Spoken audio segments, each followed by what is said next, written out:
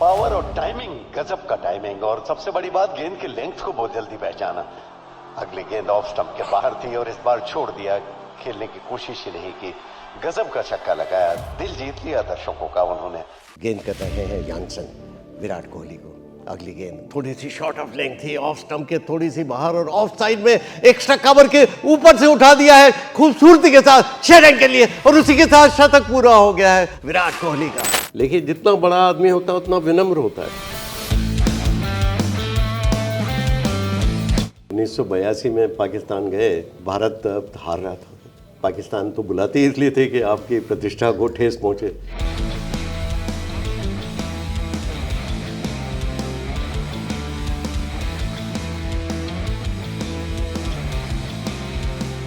आप रेडियो से आते हैं, रेडियो में आपने कमेंट्री करी थी, स्टार्ट करा था।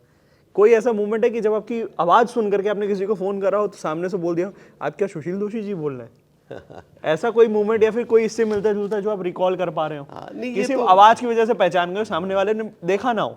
हाँ, ये तो होता है। कई बार क्या हो, एयरपोर्ट पे भी जाते हैं और आपने एक वाक्य कहीं बोला तो बोले कहीं आप सुशील दोषी तो नहीं। अभी परसों ही मैं आ रहा था तो मैंने किसी से कुछ बात की तो बोले सर आप तो, आपकी आवाज़ तो एक सुशील दोषी से मिलती जुलती है। तो तो कुछ विचित्र, तो मैंने कहा मैं वही हूँ। तो ये इस तरह का होता है, लेकिन ये मैं इसको कोई बहुत गर्व की बात नहीं मानता। मैं समझता हूँ कि ईश्वर की मेहरबानी। सर आपने कमाया है। दूसरी बात ये है कि आप में जो प्रतिभा है उसका 100%। एक बार मदन लाल जी से बात हो रही थी, देखिए 1983 के इतने बड़े स्टार, हम तो जानते हैं मदन लाल कितने बड़े स्टार हैं।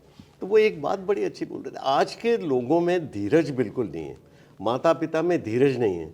वो बच्चों को सिखाने लाते हैं मेरे पास, मदन लाल जी कह रहे थे, मेरे पास लाते हैं और कहते हैं कि साहब ये आपको बेटा, आप जितने पैसे चाहिए आप ले लेना, इसको तेंदुलकर बना दो।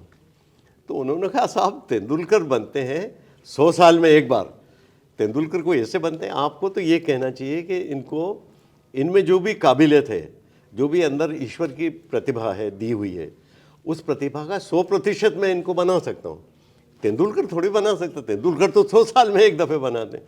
तो ये बड़ी सीखने की बात है कि हर व्यक्ति को चाहिए कि उसकी प्रतिभा का 100% प्रस्तुत करने के काबिल हो जाए। अगर वो ऐसा नहीं करता है तो ईश्वर के प्रति न्याय नहीं करता है जिसने उसको जीवन दिया है। एक वर्ल्ड कप की लाइन थी जिसमें धोनी फिनिशेस ऑफ इट ऐसे करके जो चल रही है, जिसमें रवि शास्त्री बोल रहे हैं, उस टाइम पे सुनने में था कि आप भी थे और आपने भी कुछ ऐसी लाइंस बोली थी जब इंडिया जो है वर्ल्ड कप जीत रही थी। हाँ।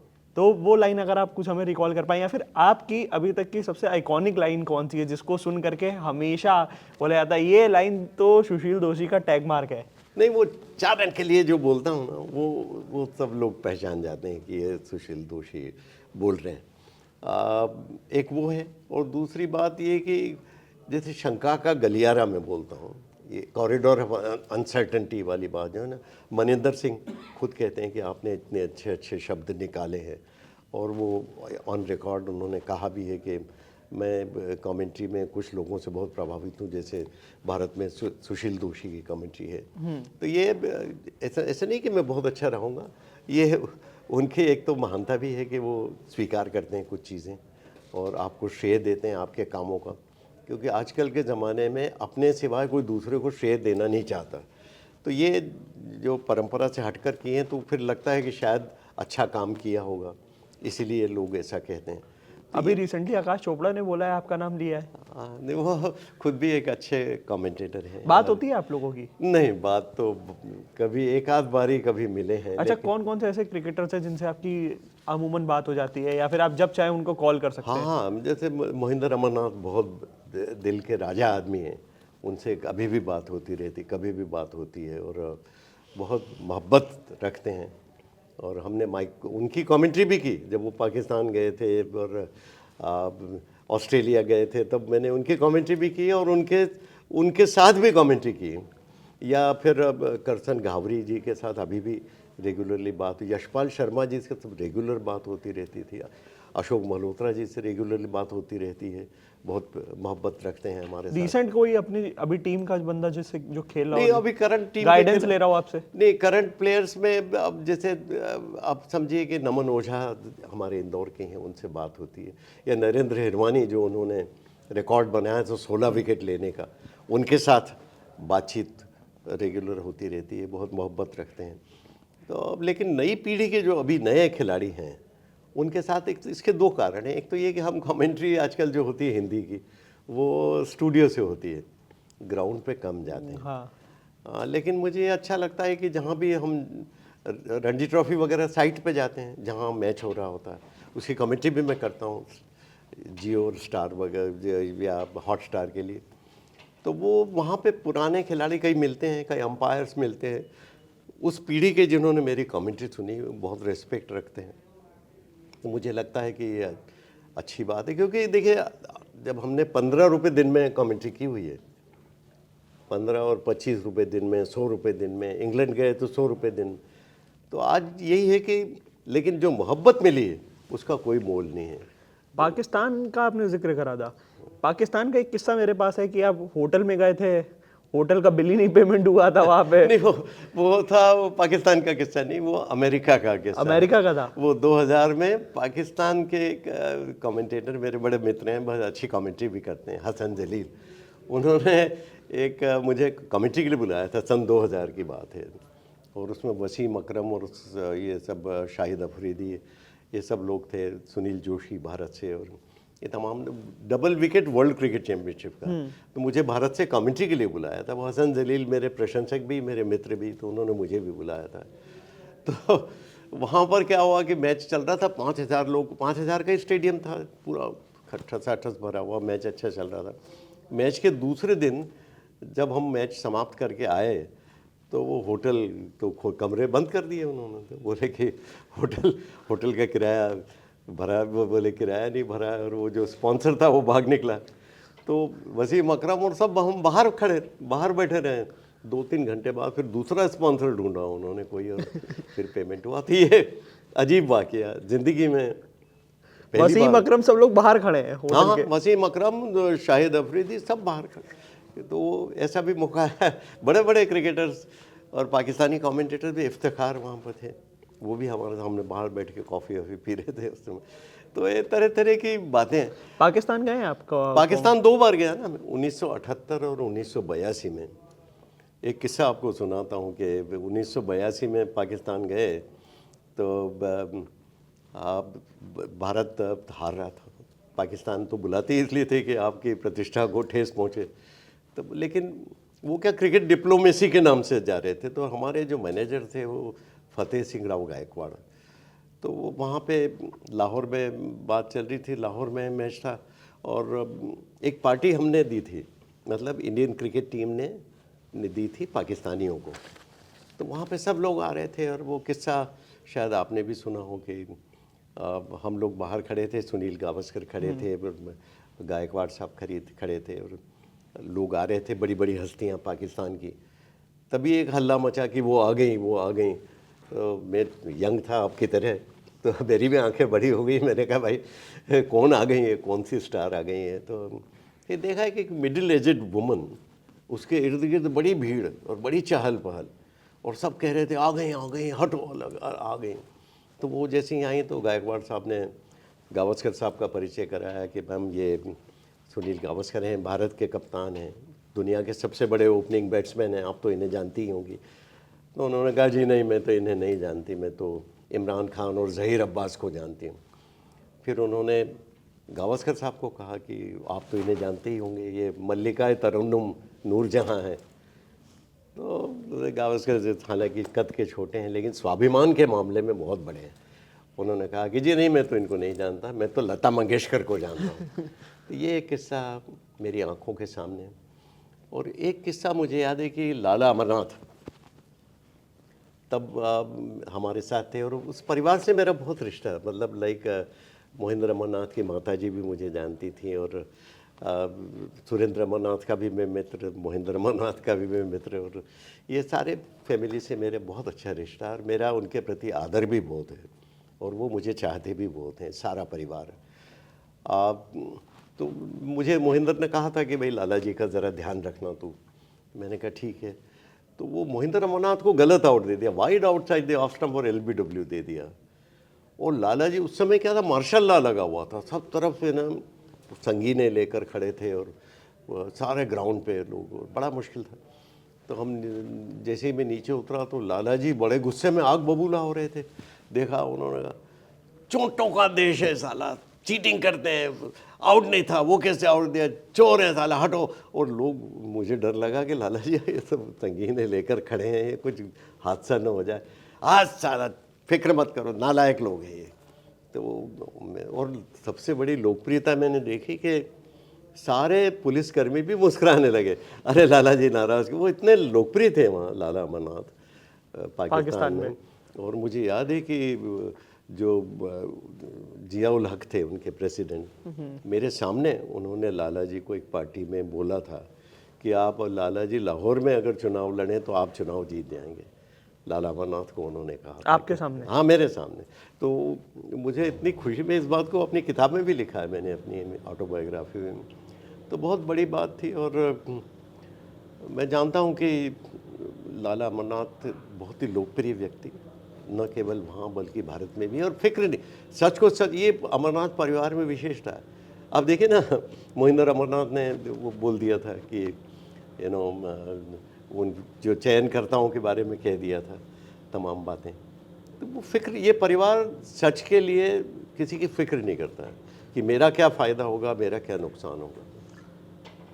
एज अ कमेंटेटर जब आप क्रिकेट देखते हैं तो सर आप लोगों को कैसे देख रहे होते हैं? आप लोगों के कान में क्या चल रहा होता है? आप लोग क्या एक्सपीरियंस कर रहे होते हो?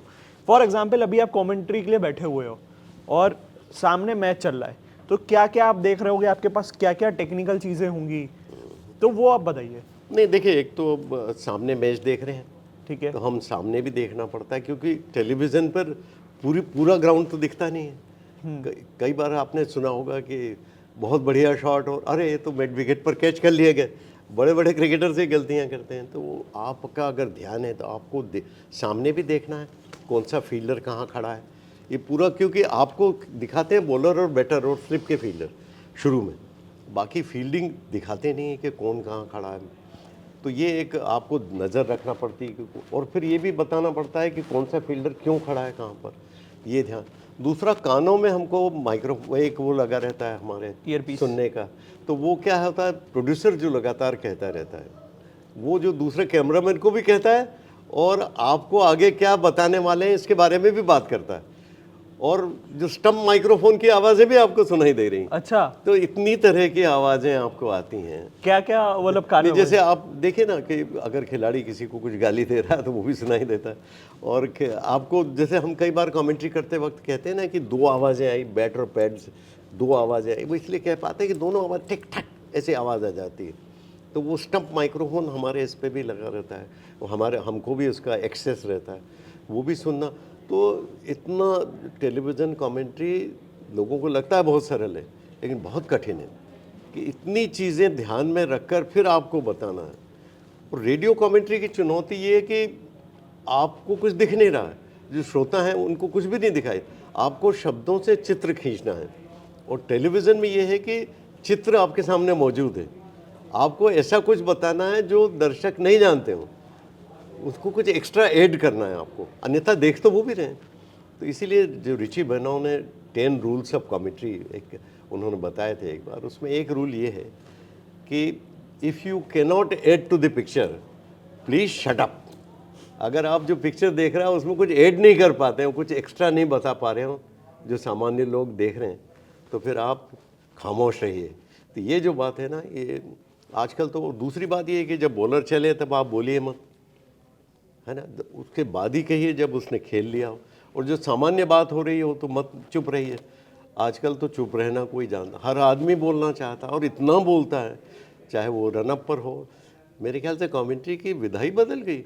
मतलब जो कमेंट्री के मूल मंत्र जितने थे, आप पहले ऑस्ट्रेलिया में कमेंट्री होती थी तो उतना ही बोलते थे जितना ज़रूरी, और उतना ही तकनीकी बातें। अभी तो इतनी बातें होती हैं कि कोई खामोशी नहीं रहना चाहता। आप ऐसा लगता है कि श्रोताओं पर हमला कर रहे हो। अगर कोई आप किस्सा बता पाए कि जो आपने सुना हो कान में और आप कमेंट्री कर रहे हो, पीछे से कुछ आपको सुनाई दे गया हो, कि आपके ईयरपीस पे गाली सुनाई दे गई हो? नहीं, कई बार गाली गलौज इतनी, मतलब कई बार तो माँ बहन की गाली भी आ जाती है उस पर, तो आप कह तो नहीं सकते ना। तो ये आजकल तो स्टंप माइक्रोफोन पे उसके काफ़ी आ रहा है कि विकेट अरे वो कीपर तो- हमारे क्या क्या कह रहे हैं, वो गालियाँ तो नहीं, लेकिन कुछ गालियाँ, जैसे अभी वो बोना वगैरह आ ही गया था उसका, उसको बहुमा को बोना कह दिया था, तो वो सबको पता चल गया। तो ये बहुत खिलाड़ियों के आचार विचार और व्यवहार पर इसका बड़ा असर, उनको ज़्यादा जिम्मेदार रहना पड़ेगा अब। अगर सेगमेंट की बात करें यहाँ पे, जो लोग कमेंटेटर बनना चाहते हैं, या जैसे हम जैसे युवा जो जिनको बोलने का शौक है, चीज़ें बताने का शौक है, जो चीज़ें देख रहे हैं उसको डिलीवर करने का शौक है, तो वो कैसे बन सकते हैं? कमेंटेटरिंग के लिए आपको क्या पढ़ाई करनी पड़ेगी, क्या आपको नॉलेज होनी चाहिए, भाषा आपकी कैसी होनी चाहिए, और क्या आजकल में महत्वपूर्ण सवाल यही है कि क्या कैजुअल तरीके से अब हम कमेंट्री कर सकते हैं? क्योंकि जिस हिसाब से मैंने आपको एग्जांपल दिया था कि बादल फटेगा तो दर्जी कहाँ तक सिलेगा, अगर हम ऐसी बातें बोल सकते हैं तो क्या हम कमेंटेटर बन सकते हैं?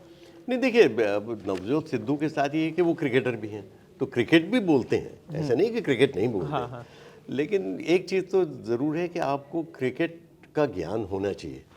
आप ये नहीं सोच सकते कि इन्होंने मिड ऑन पर खेल दिया या मिड ऑफ पर खेल दिया, उससे काम अब चलने वाला नहीं। दुनिया तकनीकी हो गई है और इतना टेलीविज़न पर आता है और इतनी समझाइश आती है कि सीम पर पड़ेगी टप्पा गेंद तो वो क्या व्यवहार होगा गेंद का, पिच इस तरह का है तो काली मिट्टी पर क्या व्यवहार होगा और लाल मिट्टी पर पिच का व्यवहार क्या रहता है, टप्पा खाकर गेंद फंस कर आ रही है तो क्यों आ रही है, और गेंद टप्पा खाकर तेज़ गति से आ रही है तो बारिश हो जाती है तो गेंद क्यों जल्दी आती है बैट पे, स्पिनर को क्यों उस पर तकलीफ होती है। तमाम चीज़ें आपको मालूम होनी चाहिए।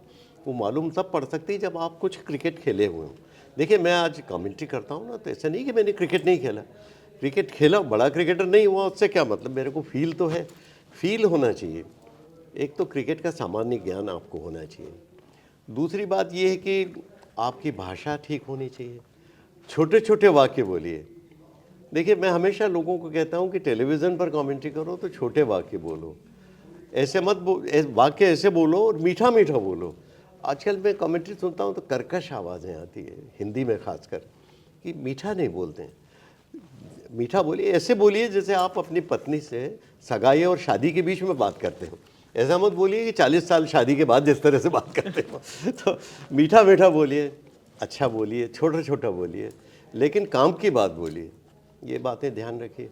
और तीसरी बात ये कि भाषा, व्यवहार और फ्लुएंसी, आप शब्दों के लिए लड़खड़ाना नहीं चाहिए। आपको उस भाषा पर अधिकार होना चाहिए जिसमें आप बात कर रहे हो। अगर आप हिंदी में बात कर रहे हैं तो आपके पास शब्दों का खजाना होना चाहिए। ये सब नहीं, क्योंकि आप करोड़ों लोगों को सुना रहे हो, आप किसी 2 आदमियों से बात नहीं कर रहे हो। तो आपके पास ऐसे शब्द होने चाहिए जो उस चित्र को सही तरीके से प्रस्तुत कर सकें। तो ये तमाम चीज़ें शुरू कैसे कर सकते हैं?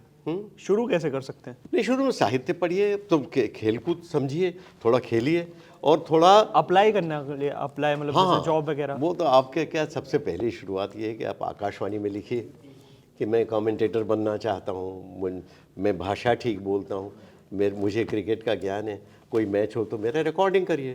तो वो रिकॉर्डिंग करते हैं आपका, और रिकॉर्डिंग फिर दिल्ली भेजते हैं, तो वहाँ से शुरुआत हो जाती है। फिर उस पर आपको नंबर मिलते हैं कि आप अंतर्राष्ट्रीय स्तर के हैं, राष्ट्रीय स्तर के हैं, या आप किसी स्तर के नहीं हैं। आपको रिजेक्ट भी हो सकते हैं। तो ये तमाम चीज़ें होती है, तो वो एक शुरुआत है।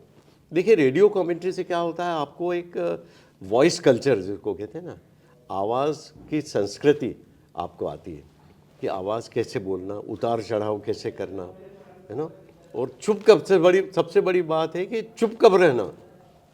कहते हैं ना कि बोलना तो बहुत आसान है, लेकिन 2 वाक्यों के बीच में चुप कैसे रहना। जैसे आपने बोला कि ड्राइव के ऑफ साइड में एक्स्ट्रा कवर की तरफ 4 रन, और उसके बाद चुप हो जाइए और फिर दर्शकों की तालियों की आवाज़ आने दीजिए। तो वो होता है कॉज एंड इफेक्ट जिसको कहते हैं ना, कि आपने एक बोला और उस पर दर्शकों की, अगर आपने पहले दर्शकों की आवाज़ आ गई और बाद में आप बोल रहे हैं ये तमाम चीज़ें, अगर लेट हो गए, इसको कहते हैं रिएक्शन। जैसे रिएक्शन टाइम होता है ना धोनी का, ऐसे कमेंट्री में भी रिएक्शन टाइम होता है। You should be able to react quickly. आपको बहुत जल्दी प्रतिक्रिया देते आना चाहिए, आपके शब्द आपके साथ रहने चाहिए। ये तमाम चीज़ें होती है। ये अगर आप में है तो आप अच्छे कमेंटेटर के गुण हैं, आप आगे बढ़ सकते हैं। धोनी से मिले आप? धोनी से यूँ तो ऐसे व्यक्तिगत रूप से बात नहीं हुई, लेकिन मैं थोड़ा संकोची स्वभाव का भी हूँ, मैं जाकर किसी से ऐसे मिलता नहीं हूँ कि मैं विराट धोनी, रोहित, हाँ नहीं तेंदुलकर। इनसे पूरा अभी नई जनरेशन में क्या हुआ कि सारी कमेंट्री अब होती है स्टूडियो से, हाँ। तो इसलिए कई लोगों से बातचीत नहीं होती है नए क्रिकेटर से, लेकिन पुराने क्रिकेटर से सबसे बातचीत होती थी, सबसे ग्राउंड पर जाते थे, तो ये फ़र्क आ गया है। बट इसका कोई देखिए मिले ना मिले उससे कोई बात नहीं, मेरे को ऐसा मोह भी नहीं रहता है, लेकिन बड़े खिलाड़ियों के लिए जानना कि कोई बड़ा खिलाड़ी कैसे बना, ये जानने की इच्छा रहती है। इनके बारे में काफ़ी लिखता भी हूँ, तो ये लेखन भी चलता रहता है। तो देखिए जो बड़ा है उसमें कोई विशेषता तो है, इसीलिए बड़ा है। आप मिले या न मिले, वो बड़ा है, दुनिया जानती है, उनके बारे में जानना चाहिए। और आप जानते हैं तो लगता है कि आपको अच्छे के प्रति आपके मन में सम्मान है। दूसरी बात, आजकल क्या हो रहा है कि देश भर में अलग अलग क्षेत्रों में हम देख रहे हैं कि अच्छे वालों के बजाय अपने वालों को लोग ज़्यादा लगाने की कोशिश करते हैं। ये हर फील्ड में है, तो वो उससे बचना चाहिए। अगर सही तरीके का क्वालिटी अगर लानी है ज़िंदगी में, तो ये एक ज़रूरी चीज़ है। तो दर्शकों, ये हैं सुशील दोषी जी। इनसे और भी मुद्दों पे बात करेंगे, बने रहिए हमारे साथ, देखते रहिए क्रिकेट कंट्री। Thank you.